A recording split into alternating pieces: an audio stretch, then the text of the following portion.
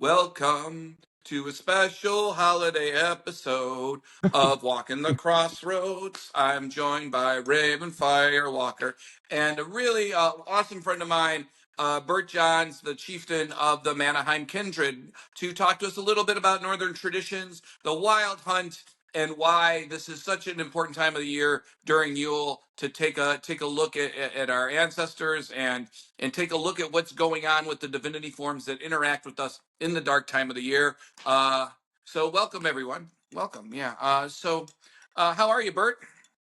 Good. Fantastic. Good. I'm very happy. I have a little banana pie, banana pudding, kind of moonshine going on from Tennessee here. So I'm giving that a try. I'm going to leave it on Freya's altar in a little bit. I've been chatting with her quite a bit. For those of you that don't know, and for my cousin Joey, Freya is the goddess of love, the queen of the Valkyr, goddess of sorcery, and just all around awesome divinity form that I work with a lot. How are you, Raven Firewalker? How are you, sir? I'm doing good. Just got out of Marie Laveau's, slinging some holiday presents to Very nice people coming in. Very nice. How did you two meet? Wow. It's a good question. Yeah. Did you come in Sticks and Stones when I Yeah. first started there as a reader? Sticks and Stones had stuff to do with it. Well, I think you. Well, the only way I wandered into Manaheim to their kindred. So a kindred is a group of people, of like-minded people that share the same religious beliefs in Norse traditions. So Bert invited me to a learning seminar they had, a weekend seminar that had some guest speakers and talked about their group dynamics and traditions, and also just about their practice and what they do during bloats, which are festivals that they celebrate different divinities in the Norse tradition. So I was a new reader at Sticks and Stones, and it was somewhere between 2009, 2011 when we ran into each other, and he invited me, and I was very happy to find community in the Asatru community. So there's that. Asatru basically means belief in the Norse gods, belief in the gods, or the Aesir are true, which the Aesir are the Norse gods. So there's that. So I went to the 2-day gathering you had in your space, and it was really eye-opening. I learned a lot about different cultures, as well as the Norse traditions, which I was very well versed in. So that was really fantastic. Bert, do you remember me attending that whole weekend? Yes, I do. There's few people I take serious as psychics, and you were one of them. I said, Thank you you guys actually got it together. Thank you very much. I really appreciate it. I had to go, well, maybe. And you were what I call bona fide at that moment. Thank you. Indeed. Hopefully, I still am. I mean, there are very few that's made that cut, so to speak. I really appreciate it. Thank you. Well, I think the antlers help. You know, you get a little bit. Well, it's a tuning fork. You know, yeah. So we're just saying, you're ready keeps, tonight. The radio receptors he's kind of pulling in that radio receptor. So that was a great weekend. There's a lot of great food involved, but also the speakers you had there were fantastic, and I learned a lot about the traditions of you guys doing traveling to the 9 realms. Can you tell us a little bit about traveling to the 9 realms and how that's part of your a big part of your belief system and your practice with the group? Well, yes. How do I say? A group can just do rituals and stand cite them like they're doing a play, but something. If you travel to the 9 realms, if you travel with the wild hunts, then you're actually involving yourself in a lot more, you know? Yeah. We get together and pretty much do a path working. Well, it's more in the path working, but you're on the right path when you do that. And we travel to that particular realm. And it happens there's 9 worlds. So there's some similarities with Kabbalah moving through their worlds. It's not the same at all, but it's It's the idea is that you're moving to different places and ways of thinking. Sure, I've Beautiful. heard some correlations there. For sure, there's correlations going up and down the tree from more physical to more spiritual, different aspects, polarities with the underside of the tree and other realms as you guys work with them. So yeah, of course, I think anyone could find that. Yeah, Mm-hmm. and that's not unique to Norse. No. Others do that, you know. Yeah. Well, Hebrew obviously does, but other groups have world trees and have that progression idea. And, you know, so that's how that works. We kind of get together and do that, and the newer people have to learn enough to go with us. And the 9 worlds and our multiverse, as you might call it, are well defined, meaning there's a multiverse. There's not just gods and goddesses. There's 300 named giants that we're going to interact with when we go into other realms. There's all manners of wolves and you know, I was saying large chickens, but you know, creatures in general that you'll meet. The Norns. To us, the Norns aren't just the 3 Norns that are depicted in Norse. We maintain they're a whole tribe of Norns. Right. Well, I see. Oh, wow. Okay. meet those 3 in that context, but there are other Norns there. It's a tribe. But if you, Wow, that's fascinating. Yeah. I'm headed for the gods only. You don't miss everything that you're living with. I wish I paid more attention to them. Obviously, I missed something along the way. That's really great.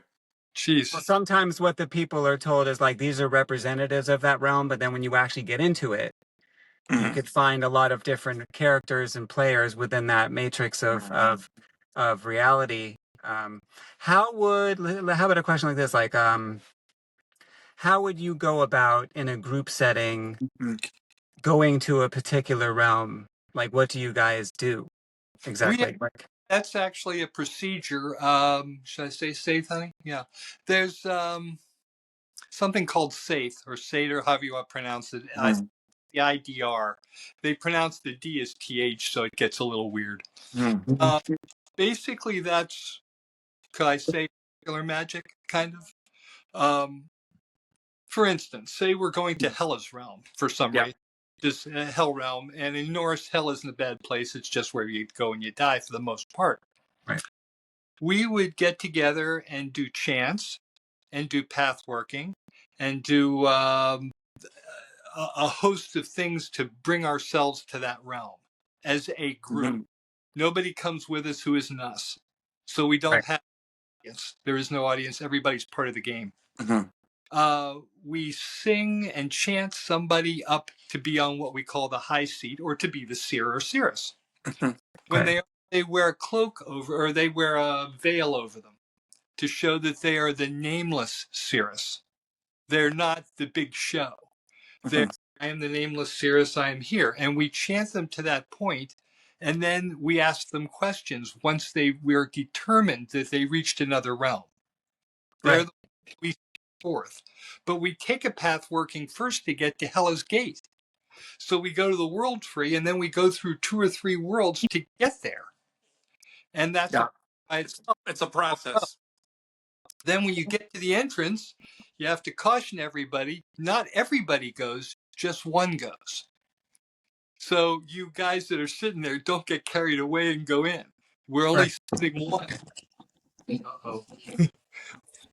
No problem, buddy. Did I get it? No, I'm gonna need a little help here. Oh, there we are. Does that work? Okay. There you go. So when you all get to the gate, it's only one person that's allowed in. How do you know who goes in? No, we only send one. Now we also put guards behind the person that's going in because they're on a high seat and everybody else is in front of them. The people behind use whatever power they can to extend a lifeline to the one that goes in. So can I ask you, how did you arrive at just one goes? Like Hermes journey, or I mean, how did that work? What do you mean? How did you just pick one to go? Is that just the safest way to do it? We pick. Yeah. Okay. We decide who we're going to send first. Okay. I think the question he's asking is, why do you only use one person? I don't know. Okay, so it's a passed down trait. Okay. Well, in the sagas, in the Eddas, why would we send multiple? What? Chaotic. Yeah, it would just be chaotic. Okay, Stephanie kind of Okay. was Well, Focus. Hermod's journey, Hermod is the hero of this journey to go into the underworld and into Hela's realm. Is he's one person, so that would make sense yeah. in that respect, I Now, guess. Yeah. when we ask questions, they Yeah. get in a ways. Then we say, all right, for instance, our guide, who is a position that sits on the floor right in front of the person, Sure. says, what do you see? Right. And, sometimes they say, I'm standing on a green field, or I'm in a hall, or I'm here or there. Okay.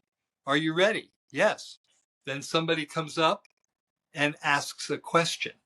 Mm-hmm. And the person sees if they can channel and come up with an answer. Right. And then maybe we do that with 2 or 3 people in a row. And then that's it for that person. 3 questions. We think they've been under long enough.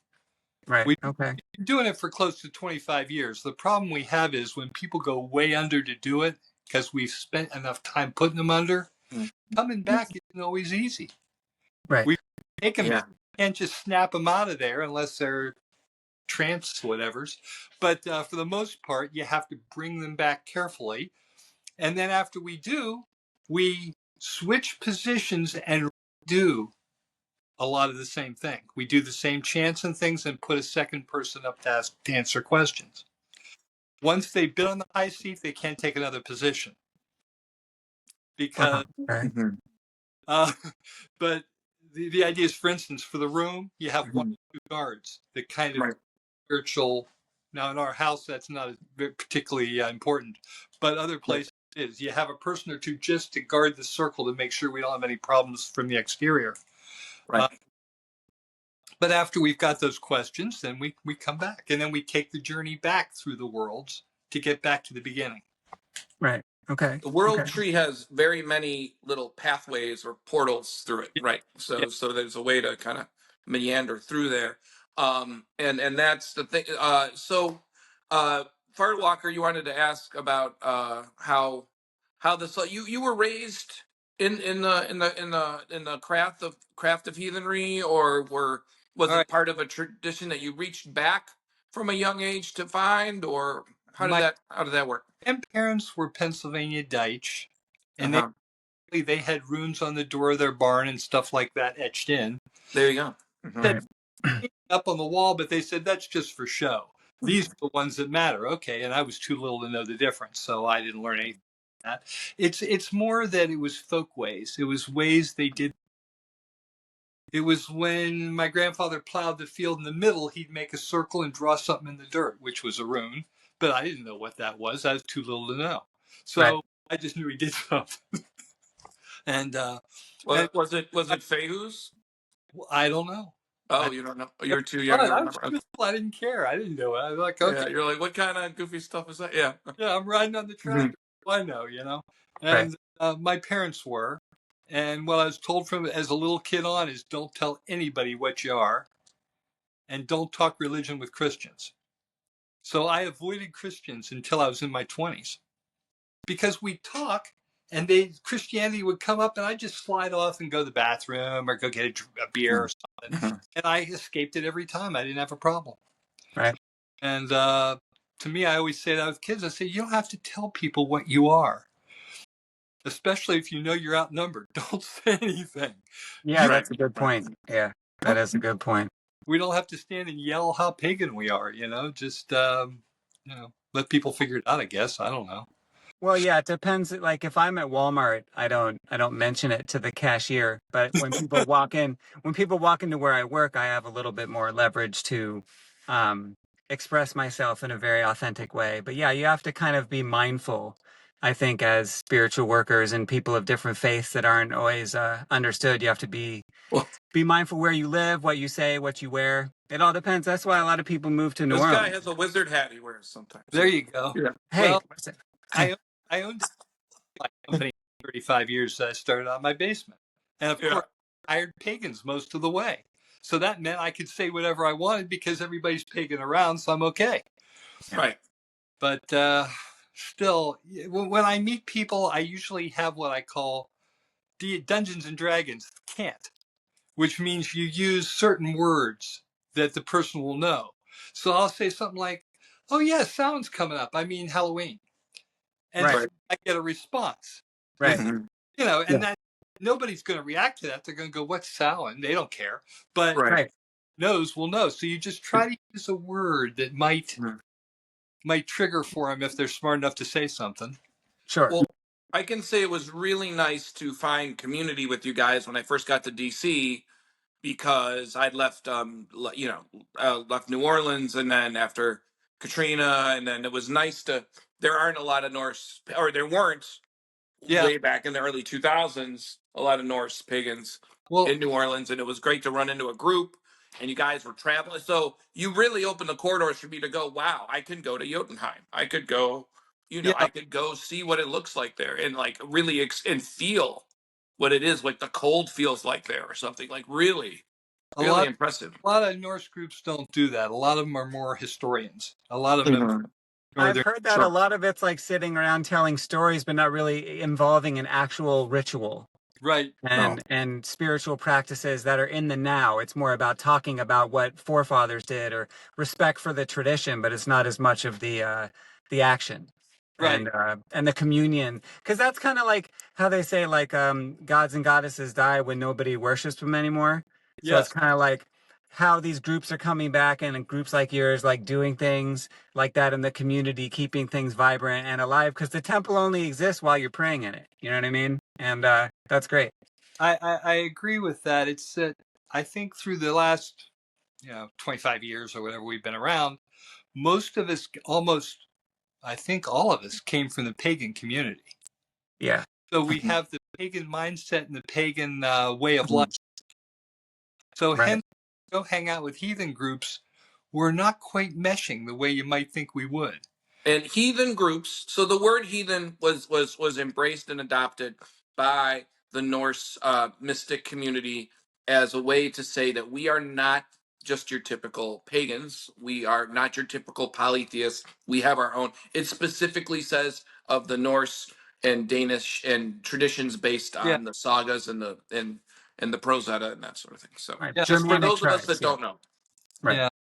But the use of words is tricky. But some of the Asatru would come across as a little more to the right.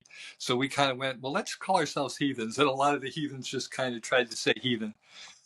And so I hope that helps. They were a little concerned when I arrived because I'm dressed very professionally a lot of the times at work. So when I showed up at their gathering and I had like I don't know if I had a tank top on or whatever, I had all my, tattoos available, and a lot of them are they're all based on the traditions and and some of them are very Ragnarok based and stuff like, so they're a little like iffy on like, is this guy like a cool heathen, or like is he one of the crabby, like scary, and then like they learn very, I'm like the nicest person on the mind group, pretty much figured you out pretty quick. Is like, yeah, he'll do. He's okay.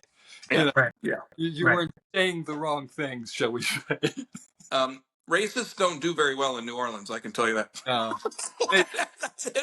They don't last very long. Let me just tell you. People say, how can you keep them out? And I go, yeah, we can keep them out because we know what they are and who they are. They can't sneak in too well, though they do on occasion. For the most part, nah.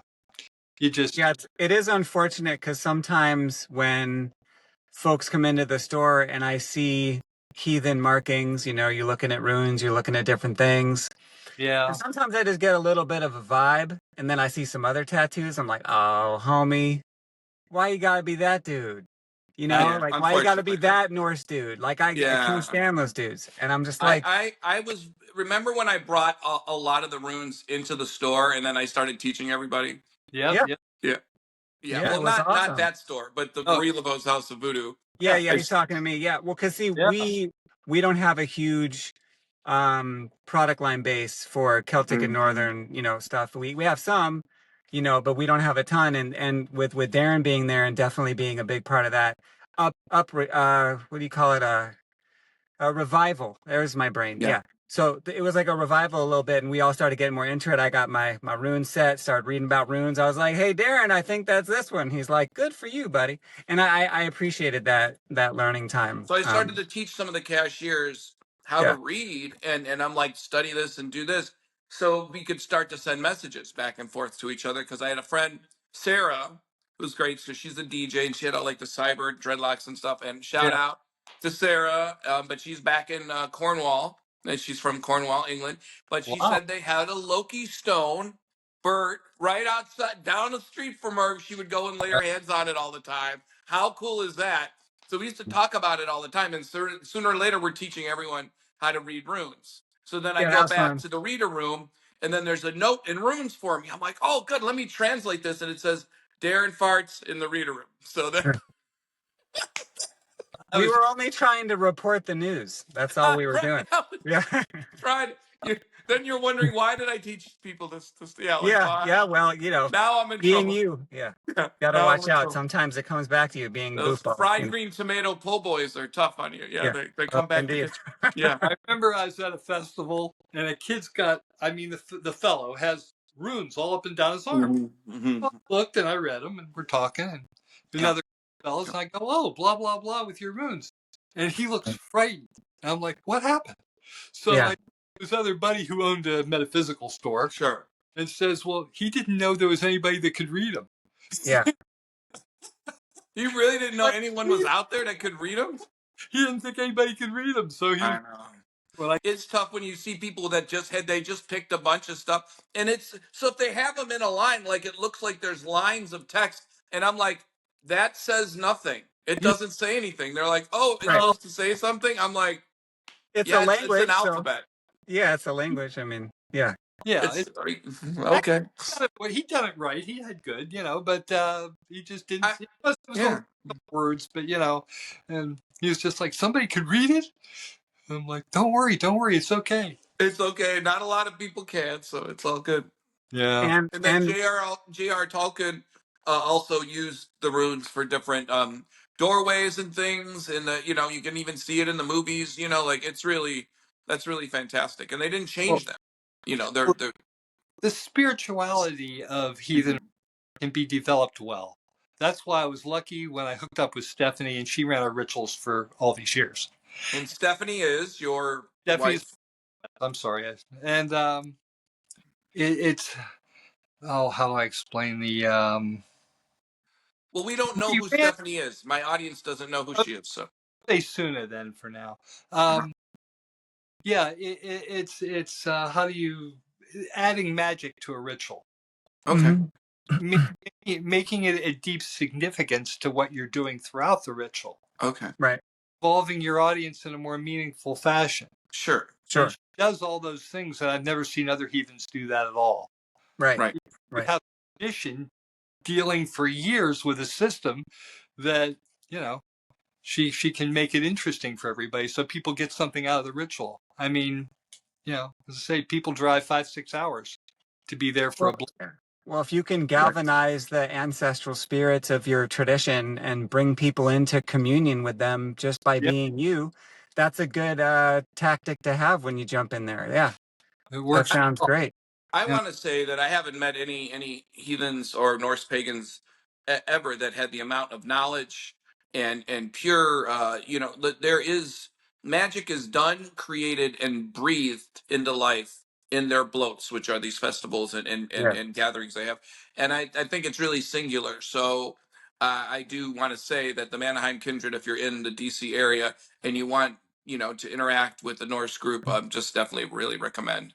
And anything they're involved in, because it's going to be top notch for sure. And that says a lot, because I've met a lot of haphazard groups that are not certainly not disjointed, but just not really grabbing the vertebrae of the world tree like that. Like it's really nice. Take a degree of difficulty.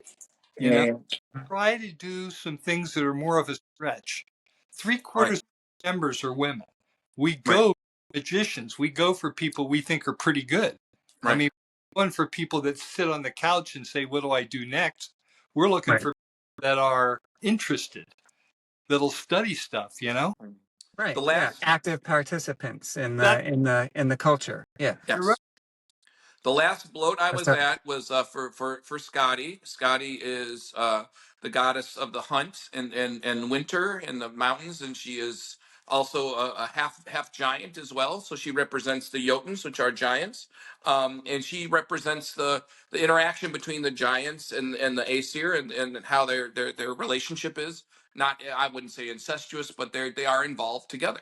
And she has Yeah. to go, and she's kind of as a spirit like Athena a little bit, and she's very, you know, tough and physical and beautiful and poetic, and it was fantastic how we all had to say a little bit of our own feelings about the deity and Right. about how we feel about her and what her place is and what we're thankful for and grateful in her name and that sort of thing. It was really wonderful.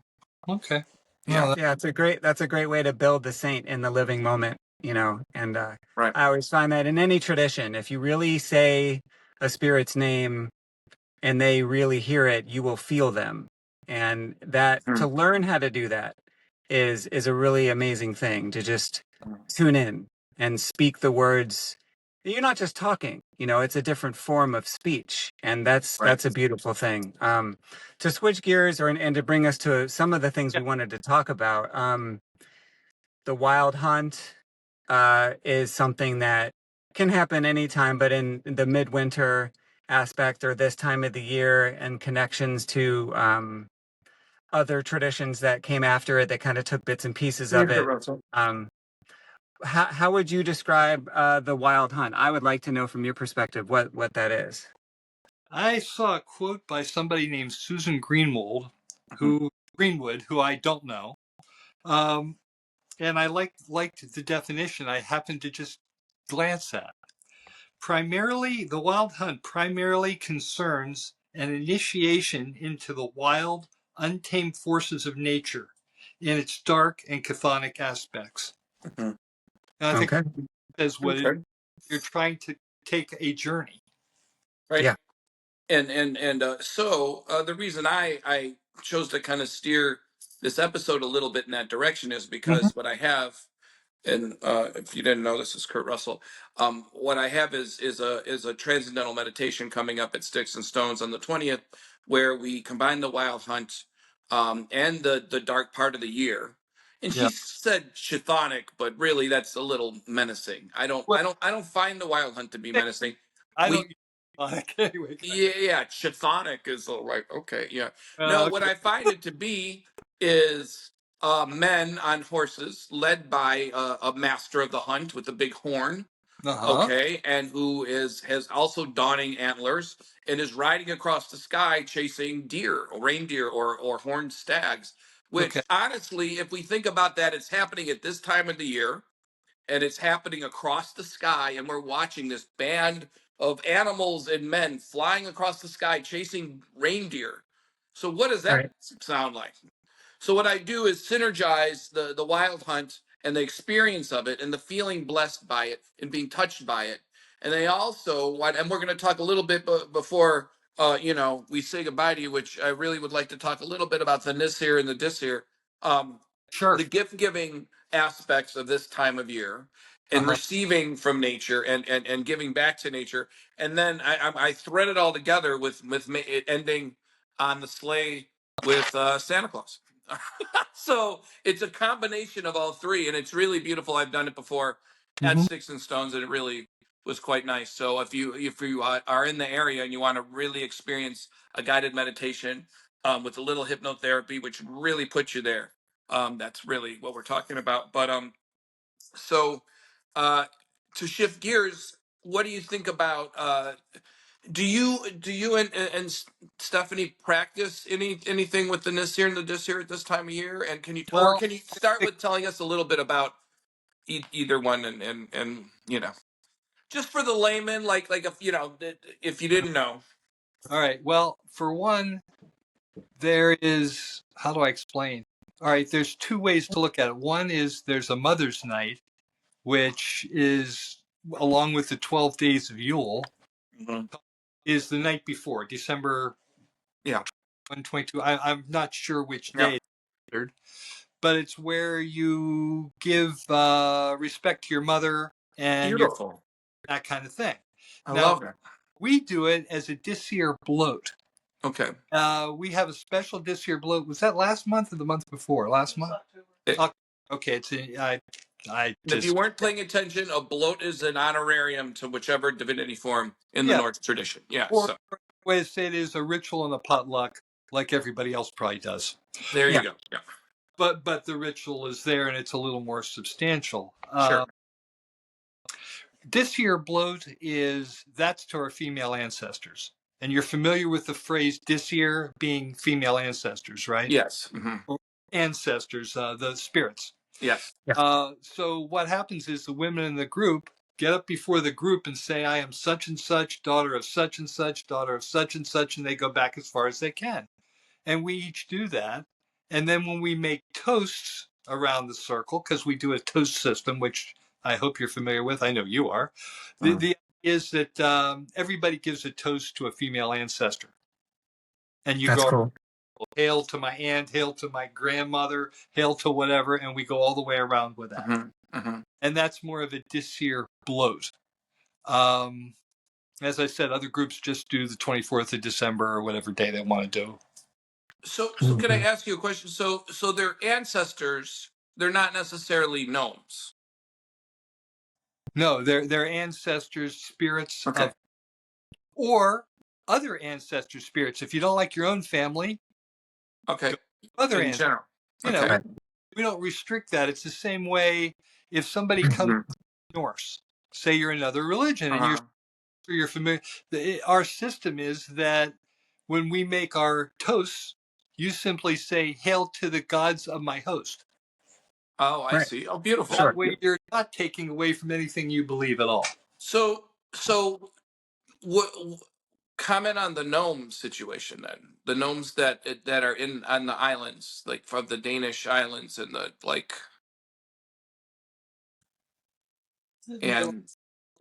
the Landseer. Yeah, that's what I'm talking about. I was picking it up and I realized you're coming at it from a magician's words. Okay, yeah, good. I'm sorry. That's okay. It threw me for a second. I'm like, gnomes? We got gnomes in the yard. Does that any help? No. Okay, we do earth spirits, and that is a thing to us. Movie Frozen. Frozen is almost, to me, a reflection of Sami. It's almost the same things they believe. Because I taught a class on Sami, and a bunch of people go, well, Burt, that's straight out of Frozen. I go, what the hell is Frozen? Right. For kids. And then Sami directly means, what's the translation for that? The practice of honoring the earth spirits? Sami is a tribe. Oh, okay. Oh, I'm sorry. Okay.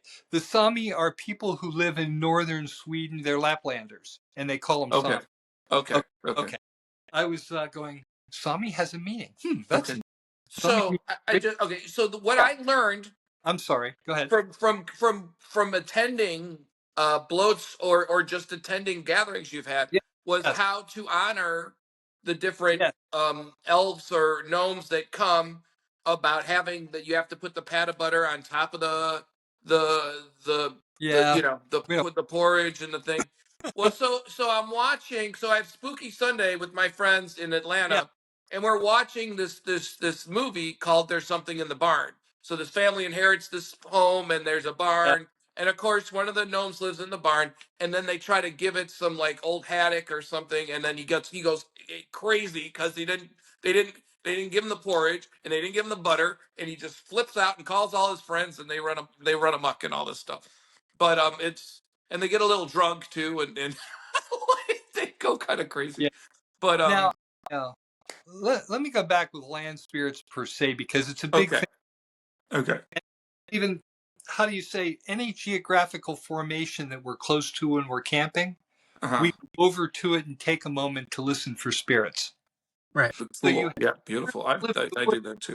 All over, they're usually at places. Right. And you spiritually open yourself up and move around. And find them. Now, we do that sometimes by something we call sitting out, which means we go out in the dark at night, total silence, separate, go sit different places and meditate. And then every 10 minutes we move. But it's almost automatic. We don't talk. And then we come back and then we see who found what. Right. And you compare notes. Oh, that's wonderful. That's wonderful. It's like a organized shamanic event that you don't even talk during, and then you go back and just tell everyone what your vision quest was. But it's really related to land spirits specifically because you're going to different locations and feeling what's there. That's really cool. There's also, I'll give you one from Iceland real quick. Iceland, when they used to come in with boats into Iceland, they had big beast things on the front of their ships, the Vikings. They take it off to not offend the land spirits, go in, dock their boats. That's cool. Right. I like that. Because they're scary dragons and things, and they don't want to upset. Right. And they weren't trying to roll up like, hey, we're here. We're like, no, we're here, but we come in peace. Right, we want to be welcomed in. We're not trying to be too aggressive here. Yeah, I get that. In Iceland, they don't build there because there's land spirits. Yeah, I've heard about that, where they'll be doing something and they're like, actually, this is a known home of gnomes. And they'll be like, okay, we got to build around that, or we got to go around this area. The road around the yeah. And that's see, cool. The Sami, when they did their things, they would have, each tribe would have a geographical, kind of like a bunch of rocks or something on a hillside where they worship, and they put stuff there. Well, when the Christians got there, they looted them all and said they were illegal. So, but good luck to them. Yeah. Had their own little spots they'd put things. If that makes, I'm sorry, I'm diverging from the subject. That is okay. That we're. I think this is a vision quest on its own. We're just kind of seeing where we go. When people talk about Asatru, they talk about Odin or faces of Odin. We talk about Thor, yada yada yada. The other. There's more there, and I really wanted to talk about. This is not the time of year to talk about him, but Baldur's journey. Do you guys do stuff for him in the summer, or what? I mean, how often do you pay attention to him? All right, just for the layman, who's that? Oh, good point. Baldur is the god of beauty and the sun, and warmth and kindness and I guess purity, right? Does that right? How would you describe him, check sir? All the boxes, and what do you guys do? Yeah. Who is Baldur for you, sir? All right. What do I do with Baldur? What do you do with Baldur? I never asked you that. I'm asking you stuff I never asked you. I never get this much time with Burt, so I'm excited. We really don't do anything with Baldur for some reason. Okay, well, there's a lot to pick and choose. There's a lot to pick and choose. Yeah, we concentrate on Suna. Oh, so, okay, all right. So that would the female goddess of the sun, and that's the female version. Yeah, the counter. Yeah, okay. Instead of Baldur, that's what we do and have done for decades. So okay. Makes sense to me. What do you do for Suna? I know that's one of Stephanie's namesakes, so I know that's a big part of who she is.